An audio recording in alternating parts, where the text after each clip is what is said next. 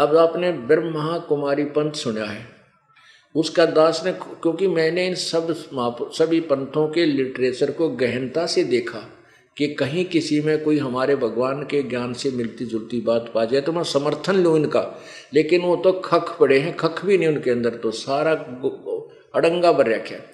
उसमें क्या लिखा है कि श्री लेखराज जी एक श्राप थे, वो अपने गुरुजी का सत्संग सुन रहे थे, सत्संग उन्हीं के घर सत्संग हो रहा था। थोड़ी देर में उनकी आंखें लाल हो गई, ऐसे ऐसे कर कर वो ऐसे अचेत हो गए। फिर वो बोलने लगे, थोड़ी देर बाद उसमें भूत आ गया। वो कहता मैं ब्रह्मा हूँ, मैं सारी सृष्टि का पिता हूँ।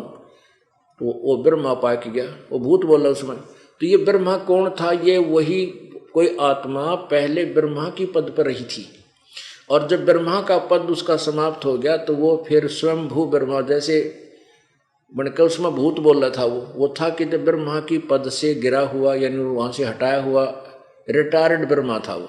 जैसे कोई भी अधिकारी रिटायर हो जाता है तो उसको अन्य व्यक्ति यही कहते हैं, आओ जी फलाना साहब, आओ जी मेजर साहब, कहाँ जी, उसको रिटायर्ड मेजर साहब नहीं कहते, आओ जी मेजर साहब, हाँ जी, आओ सूबेदार साहब, हाँ जी सूबेदार साहब। तो वो अब सूबेदार साहब नहीं है, थे कदे अवश्य थे।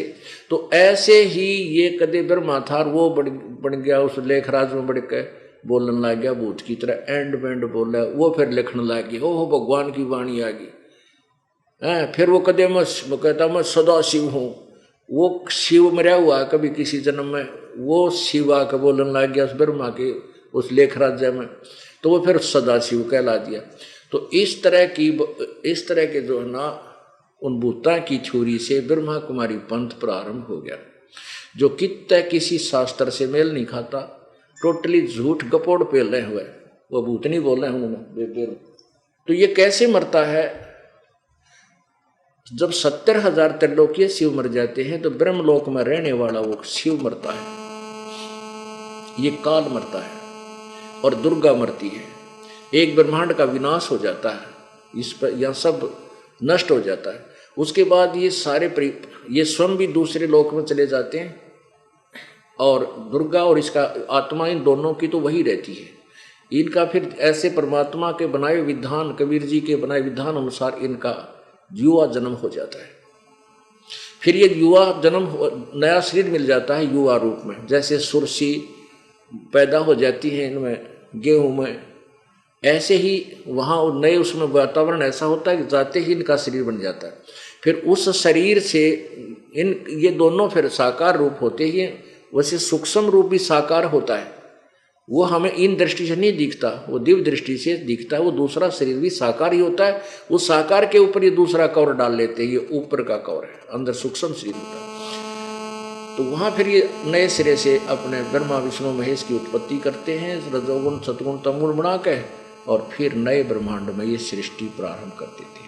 तो जो ये शिव मर्या 70,000 त्रिलोकीय शिव मरने के बाद ये काल रूपी शिव यानी काल मर्या अक्षर पुरुष मरा, ये एक युग है उस अक्षर पुरुष का यानी परब्रह्म का, जो गीता जी अध्याय नंबर 15 के श्लोक नंबर 16 में दो भगवान दो पुरुष बताए, क्षर पुरुष और अक्षर पुरुष।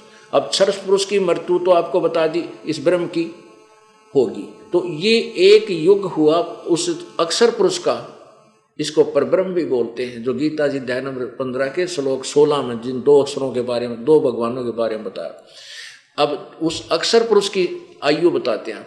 तो ये एक युग हो गया जो क्षर पुरुष मर्या, ये काल मर्या ब्रह्मलोक में, एक युग हो गया उस अक्षर पुरुष का, परब्रह्म का।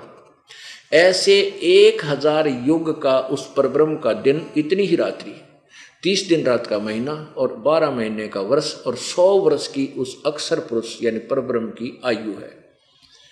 इसलिए इसको अक्षर कहा, इतनी लंबी उम्र है, उत्तरा गजब हुई हो, और फिर भी मृत्यु, इसलिए कहा है परम अक्षर ब्रह्म। उन इन दोनों से भी कोई और है परम अक्षर ब्रह्म, पंत गीता जी अध्याय नंबर 15 के श्लोक नंबर 17 में।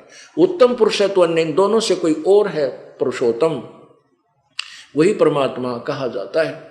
और वो तीनों लोकों में प्रवेश करके सबका धारण पोषण करता है, वो अव्यय ईश्वर है, वो वास्तव अविनाशी प्रभु है। और वो अक्षर पुरुष भी मरा, लेकिन परम अक्षर ब्रह्म परम अक्षर पुरुष नहीं मरता, वो वास्तव में नासी है, वो कबीर परमेश्वर है।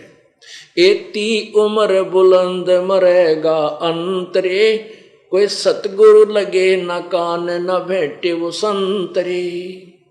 इतनी भी लंबी उम्र हो जाएगी अक्सर पुरुष जितनी, और तो भी अंत में तेरी मृत्यु होगी। कारण क्या है? क्योंकि तुझे वो तत्वदर्शी संत नहीं मिले जो गीता जी अध्याय नंबर 4 के मंत्र 34 में और यजुर्वेद अध्याय नंबर 40 के मंत्र नंबर 10 और 13 में जिस तत्वदर्शी संतों के विषय में कहा है। कहते हैं वो सतगुरु लगे न कान न भेंटे वो संतरे, जग सारा रोगिया रे, जिन सतगुरु बेहद न जाना, जग सारा रोगिया रे। भाई जन्म मरण का रोग लगा है, तृष्णा बडरी खांसी। यो जन्म मरण का रोग लगा है, तृष्णा बडरी खांसी। आवागमन की डोर गले में पड़ी, काल की फांसी। जग सारा रोगिया रे, जिन सतगुरु बेहद न जाना, जग सारा रोगिया रे। परमात्मा कहते हैं सार शब्द सरजीवन बूटी, और घिस घिस अंग लगावे, कह कबीर तुम सतकर मानो, जन्म मरण मिट जावे।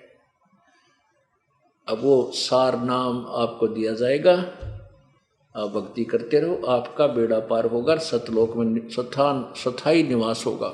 वहाँ जाने के बाद फिर कभी मृत्यु नहीं होती। सृष्टि ऐसी ही है, यहाँ हम कच्चे शरीर में, नाशवान शरीर में, वहाँ हम एक तत्व के शरीर में रहेंगे, हम कभी नहीं मरेंगे। बोलो सतगुरुदेव।